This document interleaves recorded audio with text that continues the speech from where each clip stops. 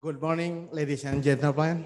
Om Swastiastu, Om Mawiganamastu, Nama Siddham, Om Saraswati Dipataya Nama Swaha. Assalamualaikum warahmatullahi wabarakatuh. Salam sejahtera bagi kita semua. Namo Buddhaya, salam kebajikan, Rahayu.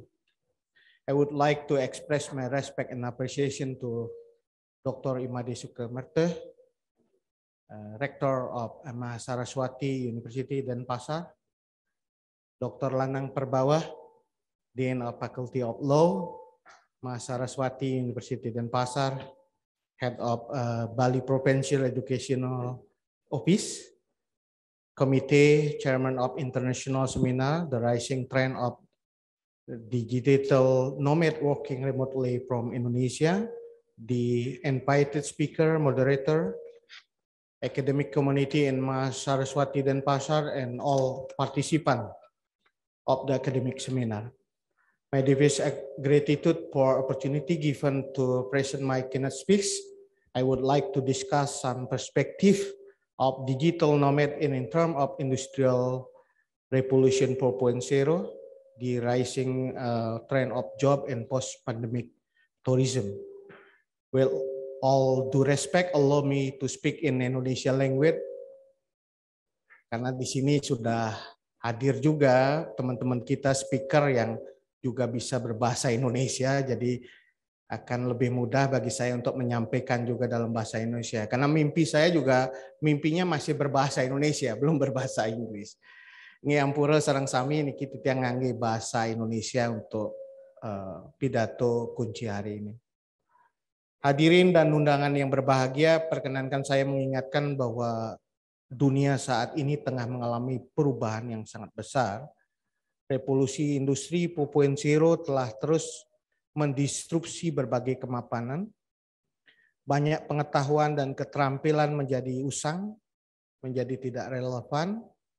Di saat yang bersamaan juga banyak pengetahuan baru dan keterampilan baru yang bermunculan. Banyak pekerjaan yang hilang karena terdisrupsi. Dan di saat yang sama juga banyak pekerjaan baru yang bermunculan. Pekerjaan lama yang bertahan pun harus beradaptasi. Salah satunya dengan melepaskan diri dari keterbatasan waktu serta ruang kerja yang kaku. Kajian The Future Job Report tahun 2020 oleh The World Economic Forum memperkirakan pada tahun 2025 porsi pekerjaan rutin akan berkurang 15% menjadi 9,4%. Dan hingga tahun 2025 diperkirakan 85 juta pekerjaan akan digantikan oleh mesin. Dan di sisi lain 97 pekerjaan baru akan muncul dengan sistem yang lebih fleksibel. Oleh karena itu pada tahun 2020 lalu 85% perusahaan menyatakan siap mendigitalisasi proses kerja, termasuk sistem kerja jarak jauh bagi 44% karyawannya. Hadirin dan undangan yang saya hormati, perubahan sosial di atas telah menjadi background bagi lahirnya tren digital nomad di seluruh dunia, termasuk Indonesia dan juga di Bali.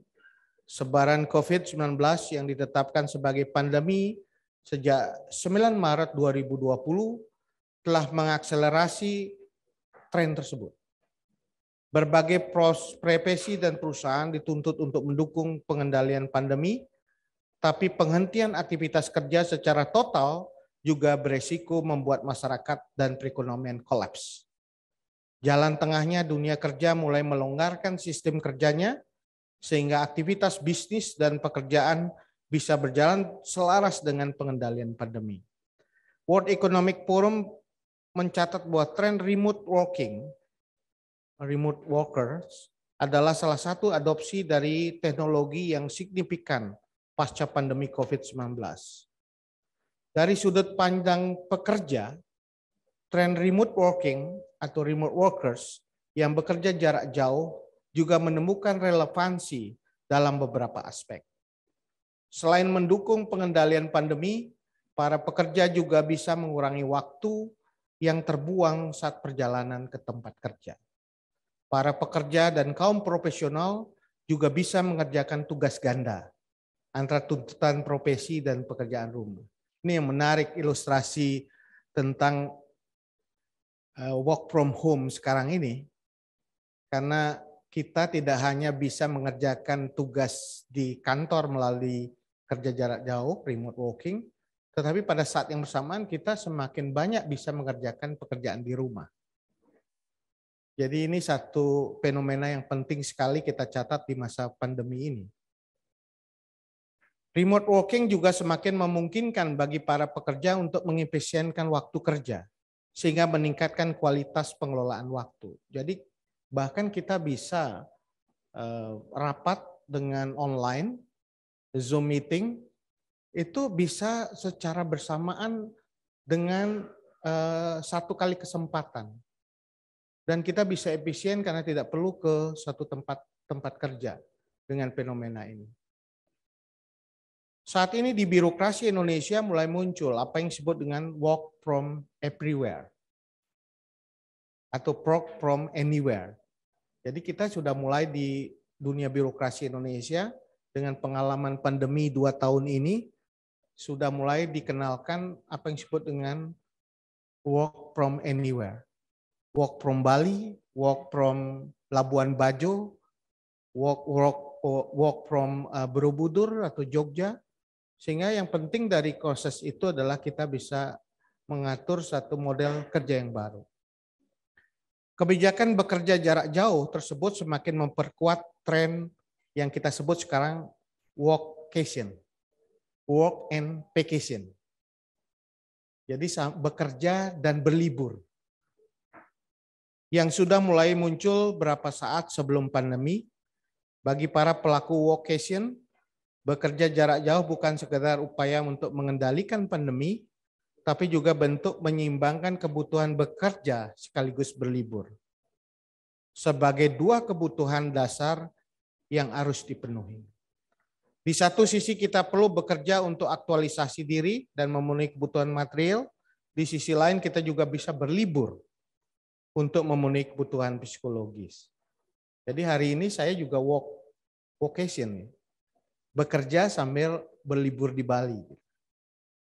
Dengan begitu seorang digital nomad bisa keluar dari rutinitas dan menyimbangkan kebutuhan material dengan kebutuhan psikologis.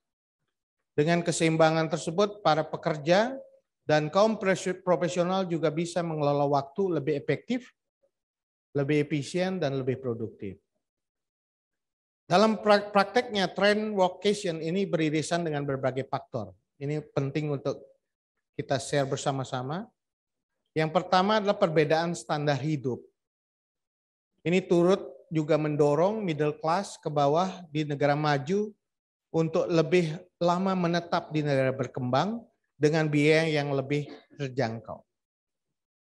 Jadi saya kira the speakers juga salah satu. Jadi kita ada dorongan dari middle class di berbagai negara maju untuk tinggal di negara berkembang dalam waktu lebih panjang karena itu jauh standar biaya hidupnya lebih murah. Kemudian yang kedua, maraknya co-working space juga mendukung untuk saling bertukar pengalaman dan penambah wawasan serta memperluas jejaring proporsional. Jadi co-working space ini semakin banyak muncul menjadi bagian dari kehidupan kita. Bahkan penganut green lifestyle bahkan mempercayai bahwa workation turut mengurangi problem kemacetan dan polusi udara saat menempuh perjalanan ke kantor. Jadi semakin banyak tren orang untuk workation karena itu menjadi bagian dari upaya untuk membuat penurunan angka polusi dan juga kemacetan. Kalau mau bekerja di rumah atau bekerja di Bali nggak perlu datang ke kantor, apalagi di Jakarta. Sangat sulit sekali kita hidup dengan perjalanan 2 jam di tengah kemacetan. Dan di tengah air condition dan juga mobil yang hidup terus, sehingga itu menambah polusi. Jadi ini bagian dari green lifestyle dari kita di sekarang ini. Lebih jauh lagi, tak sedikit yang beranggapan tren workation atau digital nomad adalah bentuk kebebasan dan kemerdekaan bekerja tanpa harus terikat ruang dan waktu secara kaku. Saya kira sekarang ada tren juga di Amerika Serikat, di beberapa negara untuk memilih untuk tetap melakukan pekerjaan di rumah dibandingkan dia harus datang ke kantor. Jadi orang lebih kalau disuruh kembali ke kantor, mereka berhenti dari pekerjaan yang mereka miliki saat ini. Tren ini juga terjadi di berbagai negara.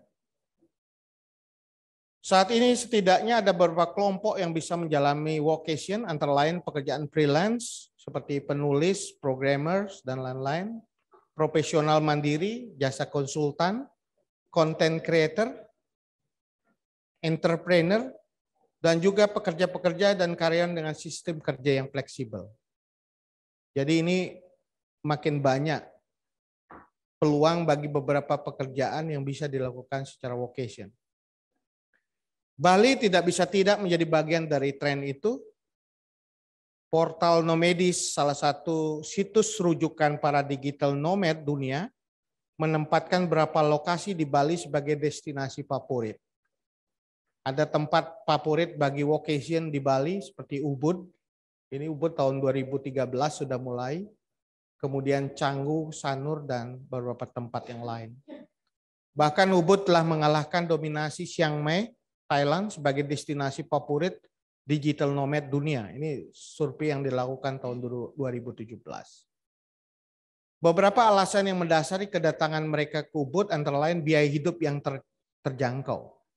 Bahkan sangat murah dibandingkan dengan destinasi lain di kawasan Asia. Ketersediaan sarana dan akses transportasi, fasilitas komunikasi yang memadai, pemandangan alam yang indah dan hijau, iklim yang bersahabat, penduduk yang ramah, serta budaya Bali yang unik dan mempesona.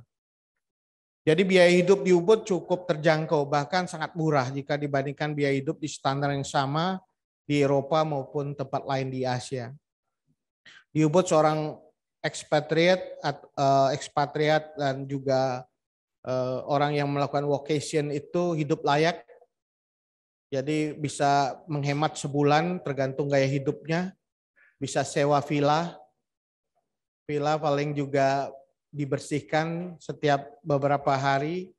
Kemudian cara juga kita bisa katakan kalau makan juga bisa beberapa vocation atau ekspatriat juga bisa makan nasi beguling dengan harga yang terjangkau sekali bagi kantong mereka. Dan sebagian besar mereka juga menyewa villa, guest house sederhana, bahkan ada beberapa yang membeli rumah pribadi. Ada pula dari beberapa sewa itu sebuah properti yang cukup besar, 2 kamar tidur, bahkan ada kolam renang pribadi dan pemandangannya cukup baik. Dan secara connectivity luar biasa karena kecepatan internet juga semakin baik. Bahkan di Ubud sekarang ini ada co-working space yang cukup banyak dikunjungi. Ada yang namanya Hub in Ubud gitu. Ubud ya. Itu adalah salah satu co-working space yang pertama di Bali yang berlokasi di Mangkiporis. Tahun 2003 ini didirikan dan banyak digunakan sebagai tempat berkumpul dan sangat banyak digital nomad dari berbagai negara untuk menggunakan itu. Hadirin dan undangan yang berbahagia, bagi Indonesia khususnya Bali sebagai destinasi vocation ada beberapa keuntungan yang bisa dipetik. Meskipun bekerja digital nomad, mereka bekerja untuk klien di negara masing-masing, tapi mereka menjalankan pekerjaannya di destinasi vocation dengan durasi relatif panjang. Hal ini akan menaikkan pendapatan sektor pariwisata secara signifikan. Jadi kalau orang tinggal di Ubud, di Canggu, pasti akan memberi konsumsi di sana, sewa tempat tinggalnya, aktivitas hiburannya, dan sebagainya. Kalau kita lihat data dari Kementerian Pariwisata dan Ekonomi Kreatif, pengeluaran selama wisatawan asing berada di Indonesia, akomodasi 40%, makan dan minum 27,5%, belanja 7,89%, dan kesehatan 4,9%. Jadi ini tentu punya kontribusi untuk multiplier effect pada masyarakat. Karena itu pemerintah melalui Kementerian Parekraf harus melihat ini sebagai peluang. Pemerintah harus terus mempelajari pola perjalanan digital nomad guna menjaring dan menyasar pangsa wisatawan mancanegara secara optimal. Ini penting karena selain merespon tren workation di tengah menguatnya kebijakan tersebut, juga selaras dengan skema pemulihan ekonomi yang tadi disampaikan oleh Pak Rektor, booming pariwisata pasca pandemik. Setelah 2 tahun menahan diri untuk tidak berpergian, sekarang ini dunia bersiap melakukan traveling di berbagai penjuru dan Bali merupakan salah satu tujuan favorit. Kalau kita baca di sosial media dan di media itu banyak sekali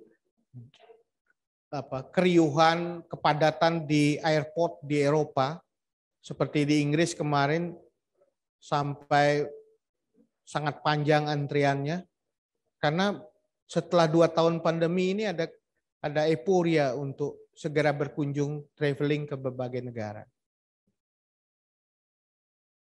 Dengan fenomena seperti itu, tentu kita harus respon misalnya dengan visa digital nomad yang memungkinkan mereka yang selama ini harus diam di negaranya masing-masing berkunjung ke berbagai tempat termasuk di Indonesia dan Bali. Ada beberapa hal yang perlu kita pikirkan bersama di tengah peluang yang sangat besar ini. Yang pertama tentu hambatan peraturan. Ini tentu jadi bahan kajian dari Fakultas Hukum. Karena masa tinggal yang saat ini dibatasi selama 60 hari untuk sekali kunjungan, ini tentu harus mulai dipikirkan apakah diperlukan kebijakan khusus untuk visa digital nomad. Ini tentu saja sudah dibahas di dalam diskusi lintas kementerian. Sekarang ini ada di Jakarta antara Kementerian Pariwisata dan juga Kementerian Hukum dan HAM. Yang kedua juga jaringan komunikasi. Jaringan komunikasi dan internet tentu harus terus dioptimalkan. Tidak mungkin kita akan menjaring pangsa pasar digital nomad kalau connectivity-nya up and down sekarang ini. Sinyalnya putus-putus, kecepatan internetnya kurang baik. Kemudian yang lain adalah perlu banyak berbagai event internasional yang bisa menarik kunjungan wisatawan khususnya digital nomad di Bali. Jadi orang di Bali tidak hanya untuk bekerja tetapi juga dia menikmati sesuatu yang baru. Tentu eventnya atau event-event internasionalnya tidak harus dalam bentuk yang lama tetapi bentuk-bentuk baru yang diminati oleh kalangan milenial yang sekarang ini muncul. Hadirin undangan yang saya banggakan, di samping positif tentu ada dampak negatif dari tren digital nomad yang perlu kita antisipasi. Seperti disinggung di depan, para digital nomad pada dasarnya bekerja untuk institusi atau klien di negara asalnya. Ini artinya aturan perpajakan harus mengantisipasi hal ini dan memberi kepastian hukum. Ini kan kita belum jelas, karena seringkali regulasi itu terhambat atau berada terlambat ya, bukan terhambat. Terlambat dibandingkan kecepatan yang tengah terjadi. Jika ini tidak dikelola dengan baik, ini memunculkan konflik pajak antara negara asal dengan negara destinasi, dan maraknya pelaku perjalanan lintas negara tanpa pengawasan yang memadai juga meningkatkan kriminalitas dan kejahatan cyber. Ini juga mulai fenomena di berbagai negara berkembang, termasuk di Bali, kejahatan cyber menjadi satu persoalan yang muncul. Pembauran budaya juga menjadi isu penting. Kalau tidak diantisipasi memunculkan konflik sosial budaya. Ini ada satu riset yang dibuat oleh teman-teman, bukan teman ya, Nararya Narotama, dosen Fakultas Pariwisata Universitas Udayana, menyebutkan terbangunnya tembok budaya. Semacam enclave, antara kantong-kantong budaya di antara digital nomad dengan warga lokal. Jadi digital nomad itu punya tempat berinteraksi antar mereka sendiri dan kemudian menjadi sebuah enklave yang terpisah dengan warga lokal. Sehingga tidak ada yang kita sebut sebagai transfer knowledge atau transfer keterampilan dari digital nomad yang sangat hebat ini dengan warga lokal. Ini perlu jembatan dan ini perlu ada satu solusi mengenai hal ini. Yang tidak kalah penting, longgarnya aturan tinggal di wisatawan juga memunculkan sengketa lapangan kerja antara wisatawan dengan warga lokal. Muncul kecemburuan karena ekspatriat orang asing yang bekerja dianggap menghasilkan uang yang lebih banyak. Mereka digaji dengan standar upah di Barat, di Eropa atau di Amerika atau di tempat lain. Jumlahnya jauh lebih banyak dibandingkan upah orang lokal. Sedangkan orang lokal ini terbebani dampak kehadiran pariwisata di wilayah mereka karena standar harganya semakin meninggi dan juga menjadi beban konservasi budaya dan alam. Ngayah ke pura, melakukan kerja adat. Sedangkan digital nomad standarnya kan tidak betul dengan standar di luar, tetapi tidak dibebani pekerjaan-pekerjaan lain. Dan itu memunculkan kecemburuan. Hal lain juga yang kita perlu lihatlah siasat yang muncul di dalam berkaitan dengan regulasi. Ya, saya kira ini banyak sekali memunculkan broker atau orang-orang yang mengurusi administrasi kaitannya dengan aplikasi administrasi keimigrasian, denda overstay dan lain-lain. Di satu sisi memang memunculkan pekerjaan baru sebagai broker untuk menjalankan pekerjaan administrasi, tetapi di sisi lain justru itu membiasakan muncul siasat baru dalam menyelesaikan persoalan regulasi.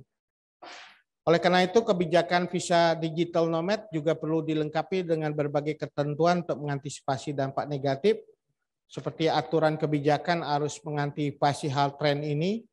Misalnya mekanisme permohonan visa digital nomad harus menyertakan berbagai persyaratan pendaftaran dan pengawasan. Lamanya durasi masa tinggal akan menjadi salah satu pertimbangan, mengingat semakin lama masa tinggal potensi pelanggaran juga semakin tinggi.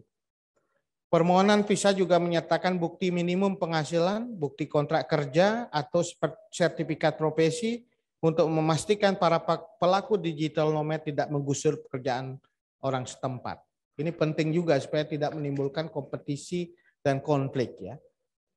Kebijakan visa juga perlu mengatur jenis pekerjaan yang diperbolehkan dan dilarang, serta memastikan bahwa permohonan itu tidak memiliki catatan pelanggaran hukum yang signifikan. Jadi ini penting sekali aturan-aturan hukum untuk mengantisipasi perkembangan tren digital nomad. Pertama, untuk memproteksi juga pekerja-pekerja lokal supaya tidak bersaing juga dengan digital nomad. Karena digital nomad juga ada membuka kelas, membuka layanan bukan untuk negaranya tetapi di dalam negeri Indonesia. Kelas-kelas tertentu dengan audiens justru bukan dari negara asalnya tetapi justru dibuka untuk kelas di dalam negeri, kelas lokal. Ini perlu kita atur supaya tidak memunculkan persoalan serius terkait dengan kepentingan nasional dan kepentingan lokal, terutama masyarakat lokal yang terlindungi pekerjaannya karena aturan yang sangat jelas mana yang boleh dan tidak boleh. Sepanjang aturan boleh dan tidak boleh itu tidak ada, kita akan sulit untuk menegakkan itu. Oleh karena itu pasti seminar ini atau diskusi ini harus bisa merumuskan perubahan tren globalnya seperti apa, antisipasi regulasinya harus disiapkan seperti apa, bagaimana semangat regulasi yang dibangun harus juga mencerminkan kepentingan-kepentingan nasional dan kepentingan Bali. Karena kalau kita tidak berkaca seperti itu, Bali akan menjadi tempat yang enak bagi digital nomad, tetapi justru akhirnya memberikan dampak yang negatif terhadap Bali dan Indonesia. Selain model pelayanan birokrasi juga harus berubah. Jadi era sekarang ini harus direform besar-besaran. Misalnya pengurusan administrasi ekspatriat itu harusnya bisa menggunakan digital Tidak perlu lagi sulit-sulit harus menggunakan broker atau calo gitu. Karena sistemnya sudah digital. Ekspatriat juga cukup melakukan hal sederhana untuk mengurus perizinan, melakukan pelayanan birokrasi dan lain-lain. Yang tidak kalah penting adalah pengajuan visa digital nomad tersebut, pengawasan juga harus dilakukan secara simultan, proporsional, tanpa harus mengganggu kenyamanan wisatawan. Ini kadang-kadang juga berlebihan overdosis bisa terjadi kalau pengawasan itu justru jadi instrumen ekonomi, rent-seeking begitulah. Karena dianggap pengawasan itu cara untuk memperoleh sumber-sumber kehidupan. Ini harus juga dibicarakan lagi supaya proporsional. Kalau terlalu ketat dan terlalu overdosis, akhirnya mengganggu kenyamanan. Untuk itu kolaborasi antar berbagai pihak, industri pariwisata, pemerintah, dan masyarakat sangat penting. Sebagai penutup, saya ingin menekankan bahwa tren workation atau digital nomad adalah fenomena global yang tidak bisa kita elakkan karena masyarakat kita terintegrasi dan satu sama lain. Tetapi dalam merespon digital nomad itu tidak mau Indonesia harus bertindak cepat. Kita tidak boleh tertinggal dari negara lain karena beberapa negara lain sebagai negara yang menawarkan juga sebagai tempat untuk digital nomad, termasuk Ukraina. Saya baca Ukraina, Kiev adalah satu tempat yang disukai oleh digital nomad. Dan dalam melakukan tindakan cepat, kita juga harus menyadari pentingnya memproteksi hak-hak warga. Demikian sekelumit pengantar yang bisa saya sampaikan. Saya mengucapkan terima kasih atas kesempatan yang telah diberikan oleh Fakultas Hukum Universitas Mahasiswati. Saya juga mengapresiasi seminar internasional ini. Semoga menelurkan ide-ide cemerlang bagi kemajuan Bali dan Indonesia ke depan. Semoga sedikit paparan pidato kunci ini betul-betul bermanfaat bagi Bapak Ibu sekalian. Betul-betul bisa memberikan kunci. Kalau pidato kunci nggak bisa memberikan kunci, bukan pidato kunci. Nah, jika ada yang kurang berkenan, mohon dimaafkan agar bisa ditambahkan diisi lagi oleh para speakers yang bisa memberikan kontribusi besar bagi Bali dan Indonesia. Terima kasih, selamat berseminar, selamat menjelami ide-ide yang konstruktif dan mencerahkan, dan saya akhiri dengan para Santi. Om Santi Santi.